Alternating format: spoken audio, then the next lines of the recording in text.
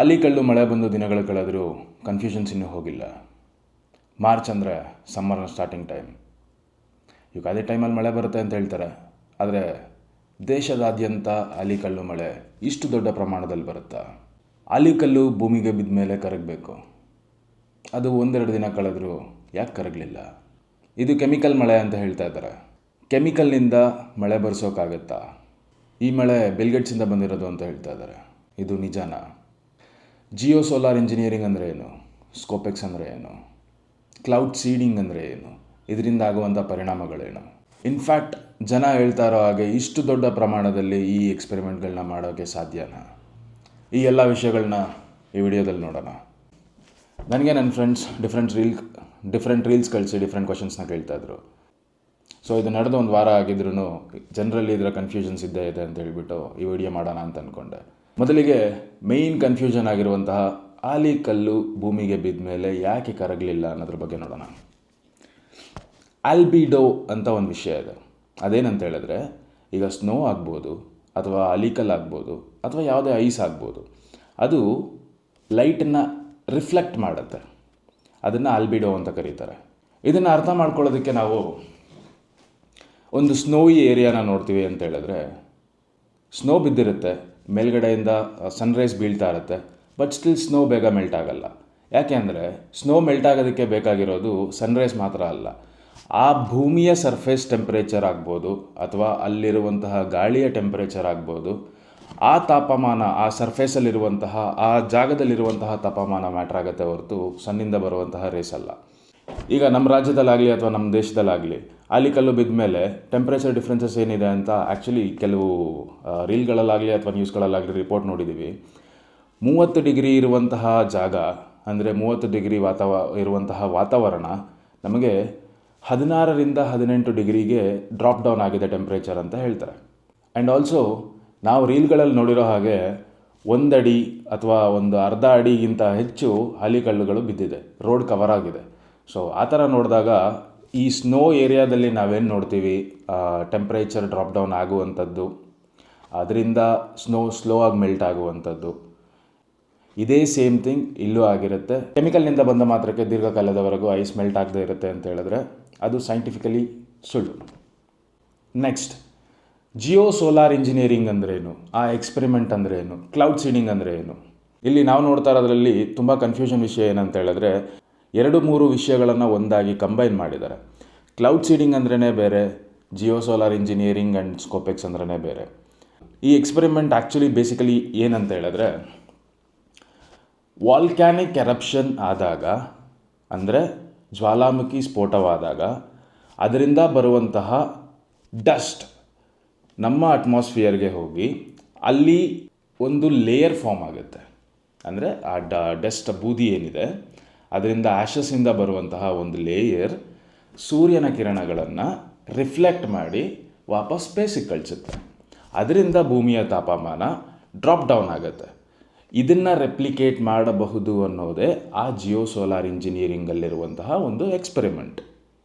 ಈ ಎಕ್ಸ್ಪೆರಿಮೆಂಟಲ್ಲಿ ಅವ್ರೇನು ಮಾಡ್ಬೋದು ಅಂತ ಅಂದ್ಕೊಂಡ್ರು ಅಂದರೆ, ಆ್ಯಶಸ್ ದಪ್ಪ ಇರುವಾಗ ಅದು ವಾಪಸ್ ಭೂಮಿಗೆ ಬರುತ್ತೆ ಗುರುತ್ವಾಕರ್ಷಣ ಕಾರಣದಿಂದ, ಅಂದರೆ ಗ್ರಾವಿಟೇಷನಿಂದ.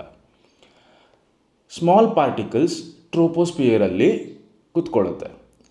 ಆ ಥರ ನಾವು ಆರ್ಟಿಫಿಷಿಯಲಿ ಕ್ರಿಯೇಟ್ ಮಾಡಿದಾಗ ಭೂಮಿಯ ತಾಪಮಾನನ ಸ್ವಲ್ಪ ಪ್ರಮಾಣದ ಮಟ್ಟಿಗೆ ಇಳಿಸಬಹುದು ಅಂತ ಹೇಳ್ಬಿಟ್ಟು ಆ ಎಕ್ಸ್ಪೆರಿಮೆಂಟ್ ಇದೆ. ಇದು ಬಿಲ್ಗೇಟ್ಸಿಂದ ಆಗಿರೋದ ಅಂದರೆ ಯೂನಿವರ್ಸಿಟಿಯವರು ಈ ಎಕ್ಸ್ಪೆರಿಮೆಂಟ್ ಮಾಡ್ಬೋದು ಅನ್ನೋದಕ್ಕೆ ಬಿಲ್ಗೇಟ್ಸ್ ಫಂಡ್ ಮಾಡಿದ್ದಾರೆ, ಹೌದು. ಬಟ್ ಅದರಿಂದ ಮಳೆ ಬಂದಿದೆಯಾ ಅಂತ ಹೇಳಿದ್ರೆ ಇಲ್ಲ, ಅದರಿಂದ ಮಳೆ ಬರೋದಕ್ಕೆ ಸಾಧ್ಯ ಇಲ್ಲ. ಆ್ಯಂಡ್ ಇಷ್ಟು ದೊಡ್ಡ ಪ್ರಮಾಣದಲ್ಲಿ ಆ ಎಕ್ಸ್ಪೆರಿಮೆಂಟ್ನ ನಡೆಸೋದಕ್ಕೂ ಸಾಧ್ಯ ಇಲ್ಲ.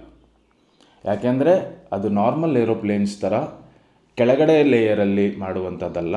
ಅದು ಸ್ಟ್ರಾಟೋಸ್ಪಿಯರ್ ಅಂದರೆ ಸುಮಾರು ಒಂದು ಭೂಮಿಯಿಂದ 12 ಕಿಲೋಮೀಟರ್ ಎತ್ತರದಲ್ಲಿ ನಡೆಯುವಂತಹ ಒಂದು ಎಕ್ಸ್ಪೆರಿಮೆಂಟ್. ಅದು ಇನ್ನೂ ನಡೆದಿಲ್ಲ ಅಂತ ಹೇಳ್ತಾ ಇದ್ದಾರೆ. ಬಟ್ ಆ್ಯಕ್ಚುಲಿ ಅದು ನನಗೆ ಗೊತ್ತಿಲ್ಲ, ನಾನು ಅದ್ರ ಬಗ್ಗೆ ಮಾತಾಡೋದಕ್ಕೂ ಹೋಗಲ್ಲ. ಬಟ್ ಅಷ್ಟು ದೊಡ್ಡ ಸ್ಕೇಲಲ್ಲಿ ಮಾಡೋದಕ್ಕೆ ಸಾಧ್ಯನಾ ಅಂತ ಹೇಳಿದ್ರೆ ಇಟ್ಸ್ ಎ ಕ್ವಶನ್ ಮಾರ್ಕ್. ಹಾಗಾದರೆ ಏರೋಪ್ಲೇನ್ ಹೋದಾಗ ಅಥವಾ ಜೆಟ್ ಹೋದಾಗ ಹಿಂದಗಡೆ ಕ್ಲೌಡ್ ಫಾರ್ಮ್ ಆಗ್ತಾ ಇದೆಯಲ್ಲ, ಅದು ಆರ್ಟಿಫಿಷಿಯಲ್ ಕ್ಲೌಡ್ ಬರ್ತಾ ಇರೋದಾ ಅಂತ ಕೇಳಿದ್ರೆ ಇಲ್ಲ, ಅದನ್ನು ಜೆಟ್ ಟ್ರಯಲ್ಸ್ ಅಂತ ಕರೀತಾರೆ. ಅದರ ಹಿಂದೆ ಲೋ ಪ್ರೆಷರ್ ಆಗ್ಬೋದು, ಟೆಂಪ್ರೇಚರ್ ಆಗ್ಬೋದು, ಅದು ಇನ್ನೂ ಡಿಫ್ರೆಂಟ್ ಥಿಂಗ್ಸ್ ಇದೆ. ಬಟ್ ಜನರಲಿ ನಾನು ಚೈಲ್ಡ್ಹುಡ್ಡಲ್ಲಿ ಕೂಡ ನೋಡ್ದಂಗೆ ಯಾವುದಾದ್ರೂ ಒಂದು ಜೆಟ್ ಪಾಸ್ ಆಗುವಾಗ ಹಿಂದಗಡೆ ಅದೊಂದು ಟ್ರಯಲ್ ಬಿಟ್ಟು ಹೋಗುತ್ತೆ. ಆ ಟ್ರಯಲ್ ಸ್ವಲ್ಪ ಹೊತ್ತಲ್ಲಿ ಫೇಡ್ ಆಗುತ್ತೆ. ಬಟ್ ಅದನ್ನು ಆರ್ಟಿಫಿಷಿಯಲ್ ಕ್ಲೌಡ್ ಅಂತ ಕರೆಯೋದಕ್ಕಾಗಲ್ಲ. ಕ್ಲೌಡ್ ಅಂದರೆ ಬೇರೆ, ಜೆಟ್ ಟ್ರಯಲ್ ಅಂದರೆ ಬೇರೆ.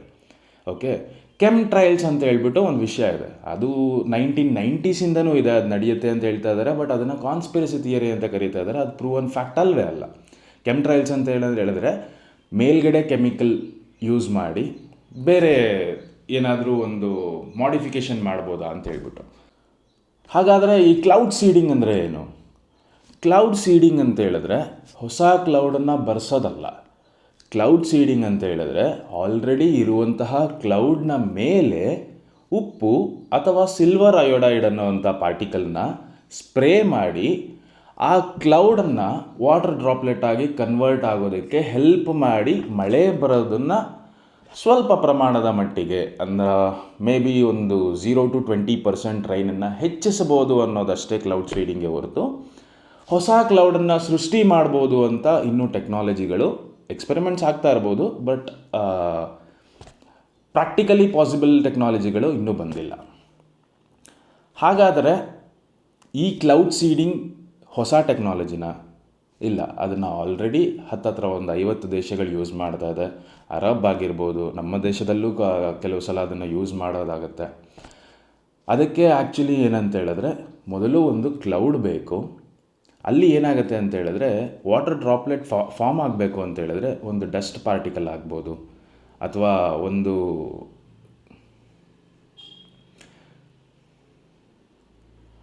ಒಂದು ಆಲ್ರೆಡಿ ಫಾರ್ಮ್ಡ್ ವಾಟರ್ ಡ್ರಾಪ್ಲೆಟ್ ಆಗ್ಬೋದು. ಅದರಲ್ಲಿ ಟೆಂಪ್ರೇಚರ್ ಡಿಫ್ರೆನ್ಸಸ್ ಕೂಡ ಬೇಕಾಗುತ್ತೆ. ಬಟ್ ಆ ವಾಟರ್ ಸ್ಕ್ಯಾಟರ್ ಆಗಿರುವಂಥದ್ದು ಗ್ಯಾದರ್ ಆಗಿ ವಾಪಸ್ ಒಂದು ಡ್ರಾಪ್ ಆಗಿ ಕನ್ವರ್ಟ್ ಆಗಾದ್ಮೇಲಿಂದ ಅದು ಕೆಳಗಡೆ ಬರಬೇಕು. ಸೊ ಆ ಥರ ಕ್ಲೌಡನ್ನು ರೈನಾಗಿ ಕನ್ವರ್ಟ್ ಮಾಡೋದಕ್ಕೋಸ್ಕರ ಆಗುವಂಥದ್ದು ಮಾತ್ರನೇ ಕ್ಲೌಡ್ ಸೀಡಿಂಗ್ಗೆ ಹೊರತು ಹೊಸ ಕ್ಲೌಡ್ನ ಸೃಷ್ಟಿ ಮಾಡೋದಕ್ಕಾಗುವಂಥದ್ದಲ್ಲ. ಇಲ್ಲಿ ತುಂಬ ಡಿಫ್ರೆಂಟ್ ವಿಷಯಗಳನ್ನ ಒಂದಾಗಿ ಮಾಡಿಕೊಂಡು ಇದರಿಂದ ಮಳೆ ಬಂದಿದೆ ಅಥವಾ ಈ ಸ್ಕೇಲಲ್ಲಿ ವೆದರ್ ಮಾಡಿಫಿಕೇಷನ್ ನಡೀತಾ ಇದೆ ಅಂತ ಹೇಳ್ತಾ ಇರೋದು ಬೇಸ್ಲೆಸ್ ಆಗಿದೆ. ಇಲ್ಲಿ ನನಗೆ ಪ್ರಾಬ್ಲಮ್ ಏನಂತ ಹೇಳಿದ್ರೆ, ಇಲ್ಲದೇ ಇರುವಂತಹ ಒಂದು ಪವರನ್ನು ನಾವು ಯಾರಿಗೋ ಕೊಡಬೇಕಾ? ವೆದರ್ ಮಾಡಿಫಿಕೇಷನ್ ಆಯಿತು ಅಂತ ಹೇಳಿದ್ರೆ ನಮಗೆ ಮಾತ್ರನೇ ಪ್ರಾಬ್ಲಮ್ ಇಲ್ಲ, ತುಂಬ ಜನಕ್ಕೆ ಪ್ರಾಬ್ಲಮ್ ಆಗುತ್ತೆ. ಇನ್ಫ್ಯಾಕ್ಟ್ ಪ್ರಪಂಚದಲ್ಲಿರುವಂತಹ 8 ಬಿಲಿಯನ್ ಪೀಪಲ್, ಅಂದರೆ 800 ಕೋಟಿ ಪೀಪಲ್, ಅದು ಎಕ್ಸಾಕ್ಟ್ ಅಂತ ಗೊತ್ತಿಲ್ಲ, ಅಪ್ರಾಕ್ಸಿಮೇಟ್ಲಿ ಅಷ್ಟಿದೆ, ಅಷ್ಟೂ ಜನಕ್ಕೂ ಆಗುವಂತಹ ಪ್ರಾಬ್ಲಮ್ ಇದು. ಆಲ್ಸೋ ಬಂದಿರೋ ಮಳೆ ಆ್ಯಸಿಡಿಕ್ ಆಗಿರ್ಬೋದು, ಅಥವಾ ಕೆಮಿಕಲ್ ಆಗಿರ್ಬೋದು, ಅಥವಾ ಅದರಿಂದ ಬೇರೆ ಏನಾದರೂ ಪ್ರಾಬ್ಲಮ್ಗಳಾಗ್ಬೋದು ಅಂತ ಹೇಳ್ತಾ ಇದ್ದಾರೆ. ಬಟ್ ಆ್ಯಕ್ಚುಲಿ ಏನಂತ ಹೇಳಿದ್ರೆ ಬಂದಿರೋ ಮಳೆ ಕೆಮಿಕಲ್ ಆಗಿತ್ತು ಅಂತ ಹೇಳಿದ್ರೆ ಅಥವಾ ಆ್ಯಸಿಡಿಕ್ ಆಗಿತ್ತು ಅಂತ ಹೇಳಿದ್ರೆ ಲೀವ್ಸ್ನ ಕಲರ್ ಯೆಲ್ಲೋಯಿಶ್ ಅಥವಾ ಬ್ರೌನಿಶ್ ಆಗಿ ಬರ್ನ್ ಆಗುವಂತಹ ಒಂದು ಬಣ್ಣ ಕಾಣಿಸುತ್ತೆ. ನಮಗದೆಲ್ಲೂ ಕಾಣಿಸಿಲ್ಲ. ಅಫ್ಕೋರ್ಸ್ ಫಾರ್ಮರ್ಸ್ಗೆ ಲಾಸ್ ಆಗಿದೆ, ಅಫ್ಕೋರ್ಸ್ ಮಳೆ ಬಂದಿರೋದ್ರಿಂದ ತುಂಬ ಲಾಸಸ್ ಆಗಿದೆ. ಬಟ್ ನಾವೆಲ್ಲೂ ಆ್ಯಸಿಡ್ ಡ್ಯಾಮೇಜನ್ನು ನೋಡಿಲ್ಲ. ಸೊ ನನ್ನ ಪ್ರಕಾರ ಏನಂತ ಹೇಳಿದ್ರೆ ನಾವಿದನ್ನು ಇಮ್ಯಾಜಿನ್ ಮಾಡಿಕೊಂಡು ಇಲ್ಲದೇ ಇರೋ ವಿಷಯದಲ್ಲಿ ನಾವು ಹೆದರ್ಕೊಂಡು ಕೂತ್ಕೊಳ್ಳೋದ್ರ ಬದಲು ನಾವು ಇದನ್ನು ಪ್ರಾಕ್ಟಿಕಲಾಗಿ ನೋಡಬೇಕಾಗಿರೋ ಅವಶ್ಯಕತೆ ಇಲ್ಲಿದೆ. ಈ ವಿಷಯ ಏನಾದರೂ ನಿಜವಾಗ್ಲೂ ಸತ್ಯ ಆಗಿತ್ತು ಅಂತ ಹೇಳಿದ್ರೆ, ಆ ಲೆವೆಲಿಗೆ ಪವರ್ ಇತ್ತು ಅಂತ ಹೇಳಿದ್ರೆ ಜನ ಎಕ್ಸ್ಪೆರಿಮೆಂಟ್ನ ನೆಕ್ಸ್ಟ್ ಮಾಡೋದಕ್ಕೆ ಬಿಡಲ್ಲ. ಯಾಕೆ ಅಂದರೆ ಇದರಲ್ಲಿ ಆಲ್ರೆಡಿ ವೆದರ್ ಮಾಡಿಫಿಕೇಷನ್ ಆಗೋದ್ರಿಂದ ಪ್ರಾಬ್ಲಮ್ ಇರುತ್ತೆ ಅಂತೇಳಿ ಪ್ರೊಟೆಸ್ಟ್ ನಡೆದು ಆ ಎಕ್ಸ್ಪೆರಿಮೆಂಟ್ನ ಸ್ಟಾಪ್ ಮಾಡಿದ್ದಾರೆ. ಸೊ ಈ ಎಕ್ಸ್ಪೆರಿಮೆಂಟ್ ನಡೆದೇ ಇಲ್ಲ ಅಂತಲೂ ಹೇಳ್ತಾ ಇದ್ದಾರೆ. ಬಟ್ ನಡೆದಿದ್ದರೂ ಇಷ್ಟು ದೊಡ್ಡ ಪ್ರಮಾಣದಲ್ಲಿ ನಮ್ಮ ದೇಶ actually 3.2 million kilometre square kilometres of land ಇರೋದು. ಅದು ನಮ್ಮ ಹಾಸನಲ್ಲಿ ಫಸ್ಟ್ ಆಯಿತು. ಅಂದರೆ ಮೊದಲನೇ ದಿನ 3 ದಿನಗಳ ಕಾಲ ಈ ಹೇಲ್ ಸ್ಟಾರ್ಮ್ ಆಗಿರೋದು ಹಾಸನಲ್ಲಿ ಒಂದು ಕಡೆ ಆಯಿತು. ಅಟ್ ದ ಸೇಮ್ ಟೈಮ್ ಕಿಶಾನ್ಗಂಜ್ ಅಂತ ಹೇಳ್ಬಿಟ್ಟು ಒರಿಸ್ಸಾ ಹತ್ರ ಎಲ್ಲೋ ಒಂದು ಕಡೆ ಬರುತ್ತೆ, ಅಲ್ಲೊಂದು ಕಡೆ ಆಯಿತು. ಮತ್ತು ಮೇಘಾಲಯ ಸೈಡಲ್ಲಾಯಿತು. ಅದು 3 ದಿನಗಳ ಕಾಲ ಡಿಫ್ರೆಂಟ್ ಪ್ಲೇಸಸ್ಸಲ್ಲಾಗಿದೆ. ಇನ್ಫ್ಯಾಕ್ಟ್ ಅದು ಬೇರೆ ದೇಶದಲ್ಲಿ ಕೂಡ ಆಗಿದೆ. ಇಷ್ಟು ಸ್ಕ್ಯಾಟರ್ ಆಗಿರುವಂತಹ ಡಿಫ್ರೆಂಟ್ ಪ್ಲೇಸಸ್ಸಲ್ಲಿ ಆಗಬೇಕು ಅಂತ ಹೇಳಿದ್ರೆ, ಇನ್ಫ್ಯಾಕ್ಟ್ ಹೇಲ್ ಸ್ಟಾರ್ಮ್ ಫಾರ್ಮ್ ಆಗಬೇಕು ಅಂತ ಹೇಳಿದ್ರೆ ಸ್ಟ್ರಾಂಗ್ ವಿಂಡ್ಸ್ ಬೇಕು. ಸ್ಟ್ರಾಂಗ್ ವಿಂಡ್ಸ್ನ ಆರ್ಟಿಫಿಷಿಯಲಿ ಪ್ರೊಡ್ಯೂಸ್ ಮಾಡೋದಕ್ಕೆ ಸಾಧ್ಯನಾ? ನಾವು ಇದೆಲ್ಲ ಪ್ರಾಕ್ಟಿಕಲಿ ಯೋಚನೆ ಮಾಡಬೇಕಾಗತ್ತೆ ಕೆಲವು ವಿಷಯಗಳನ್ನ ಅಸ್ಯೂಮ್ ಮಾಡ್ಕೊಳ್ಳೋದಕ್ಕಿಂತ ಮುಂಚೆ. ಸೊ ನಾವು ಇಲ್ಲದೇ ಇರುವಂತಹ ಪವರನ್ನು ಕೆಲವು ವ್ಯಕ್ತಿಗಳಿಗೆ ಕೊಡೋದ್ರ ಬದಲು ಪ್ರಾಕ್ಟಿಕಲಿ ಅರ್ಥ ಮಾಡ್ಕೊಳ್ಳೋಣ. ಅವರು ಮನುಷ್ಯರೇ, ಅವರ ಕೈಯಲ್ಲಿ ಅಥವಾ ನಮ್ಮ ಕೈಯಲ್ಲಿ ಅಥವಾ ಇಲ್ಲಿರೋ ಪ್ರಪಂಚದಲ್ಲಿರೋ ಯಾವುದೇ ವ್ಯಕ್ತಿಯ ಕೈಯಲ್ಲಿ, ಒಬ್ಬ ಮನುಷ್ಯನ ಕೈಯಲ್ಲಿ ನೇಚರ್ನ ಕಂಪ್ಲೀಟಾಗಿ ಮಾಡಿಫಿಕೇಷನ್ ಮಾಡೋ ಲೆವೆಲ್ಗೆ ಪವರ್ ಇದೆಯಾ ಅನ್ನೋ ಒಂದು ಕ್ವೆಶ್ಚನ್ ಮಾರ್ಕ್ ಹಾಕ್ಕೊಂಡ್ರೆ ಈ ಭಯಗಳು ಕಡಿಮೆ ಆಗಿಬಿಡುತ್ತೆ. ನೆಕ್ಸ್ಟ್ ವೀಡಿಯೋಲಿ ಸಿಗೋಣ.